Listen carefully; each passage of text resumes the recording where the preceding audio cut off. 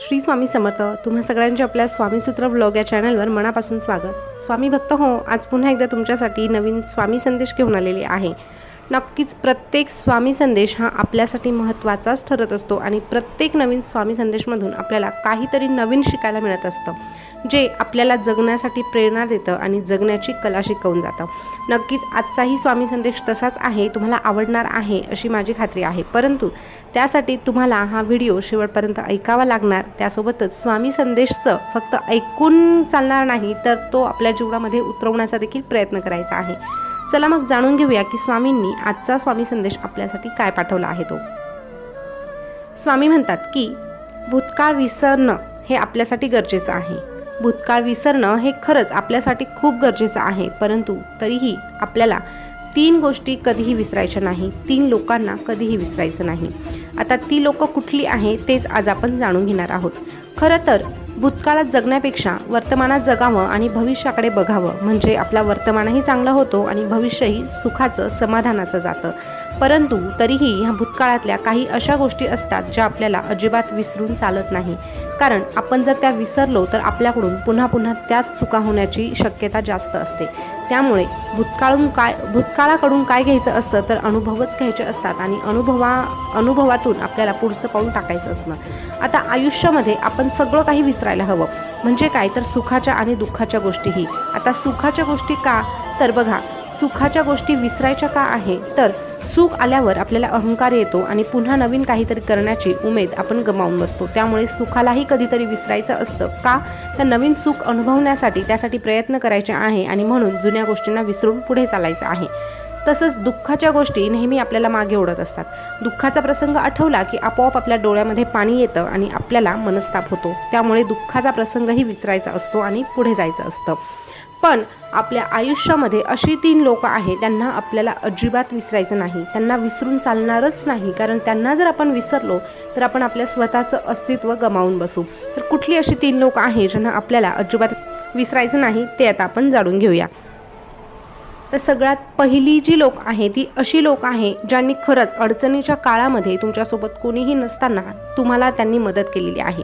अशा लोकांना कधीही विसरायचं नाही. मग वेळ कुठलाही येवो, प्रसंग कुठलाही येवो, पण अशा लोकांना कधीही विसरायचं नाही.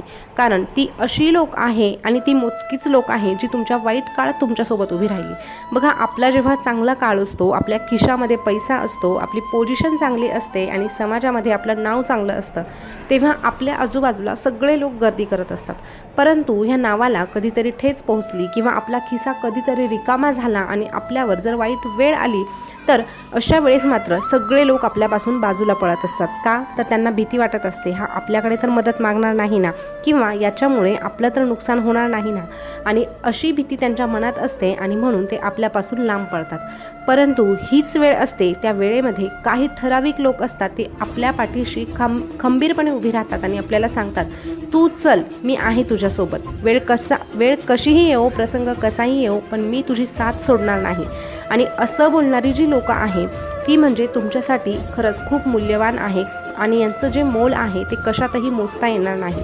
त्यामुळे अशा लोकांना तुमच्या आयुष्यातून कधीही दूर लोटू नका आणि त्यांची जाणीव मनामध्ये नेहमी ठेवा. त्यानंतर दुसरी अशी लोक आहे की त्यांना आपल्याला अजिबात विसरायचं नाही. ती कुठली आहे तर अडचणीच्या काळामध्ये तुमच्यापासून पळ काढणारी लोकं. बघा, जेव्हा आपल्यावर अडचण येते ना, तेव्हा अशी भरपूर लोक आहेत जे मुद्दाम आपल्यापासून लांब राहण्याचा प्रयत्न करतात, आपल्याला टाळण्याचा प्रयत्न करतात. आणि ती वेळ अशी असते ना की आपल्याला सगळं काही समजतं पण आपण काहीही करू शकत नाही. आपल्याला लक्षात येतं की हा मला इग्नोर करत आहे, हा माझ्याकडे सरळ दुर्लक्ष करत आहे, हा मला टाळाटाळ करत आहे, हे आपल्या लक्षात येतं. परंतु आपली परिस्थिती मात्र उत्तर द्यायला समर्थ नसते आणि त्यामुळे आपण शांत बसतो. पण म्हणून एक गोष्ट कायम लक्षात ठेवायची की अशाही लोकांना कधीही विसरायचं नाही. जी लोक तुमची वाईट वेळ बघून तुमच्यापासून लांब पळतात आणि हीच लोक जर तुमच्या चांगल्या काळात जवळ येत असतील तर त्यांना जवळ करा, परंतु त्यांच्यापासून नेहमी सावध राहा. म्हणजे काय, कुणाशी आपल्याला भांडण करायचं, दुश्मनी घ्यायची असं अजिबात नाही, पण अशा लोकांपासून नेहमी आपल्याला दूरच राहायचं आहे. त्यानंतर तिसरी गोष्ट किंवा तिसरे लोक कुठल्या म्हणजे गटामध्ये मोडतात की आपल्याला त्यांना विसरायचं नाही, तर ज्यांनी आपल्याला जाणून बुजून अडचणीत आणण्याचा प्रयत्न केला अशा लोकांना कधीही विसरायचं नाही. बघा, भरपूर प्रसंग असे असतात ना की त्यामध्ये आपली चूक नसतानाही आपण त्यामध्ये म्हणजे भरकटलं जातो किंवा त्यामध्ये आपली हेळसांड होत असते किंवा तिसऱ्या व्यक्तीच्या चुकीमुळे आपल्याला त्याची शिक्षा भोगावी लागते आणि आपण त्यावेळेत काहीही करू शकत नाही. पण मग एक काम करायचं आहे, त्या परिस्थितीतून बाहेर पडण्यासाठी आपण स्वतः उभं राहायचं आहे, स्वतः प्रयत्न करायचा आहे. स्वामींवरची निष्ठा कमी होऊ द्यायची नाही, स्वामींवरचा विश्वास कमी होऊ द्यायचा नाही. पण त्या परिस्थितीत उभं राहताना एक गोष्ट मात्र कायम लक्षात ठेवायची की याच्यामुळे मी अडचणीत आलो, ह्या माणसामुळे आज माझ्यावर अशी वेळ आली आणि नक्कीच त्यातून बाहेर पडण्याचं सामर्थ्य स्वामी आपल्याला देणारच आहे. पण अशा लोकांना मात्र पुन्हा आपल्याजवळ स्थान द्यायचं नाही, ही गोष्ट कायम लक्षात ठेवायची आहे. कारण जी लोक आपला एकदा घात करू शकतात ती वारंवारही आपला घात करू शकतात, हे मात्र विसरून चालणार नाही. नक्कीच आपल्या पाठीशी जर स्वामी असतील तर आपण कुठल्याही परिस्थितीतून बाहेर पडतो. फक्त वेळ मारून न्यायची असते. एकदा वेळ बदलली की सगळं काही बदलत असतं. पण म्हणून आपण ह्या 3 लोकांना विसरून चालणार नाही, त्यांना लक्षात ठेवायचं आहे. हो, लक्षात ठेवायचं, पण म्हणून त्यांचा बदला घ्यायचा किंवा त्यांच्याबद्दल कटक कारस्थान करायचं यामध्ये वेळ अजिबात खर्च करायचा नाही.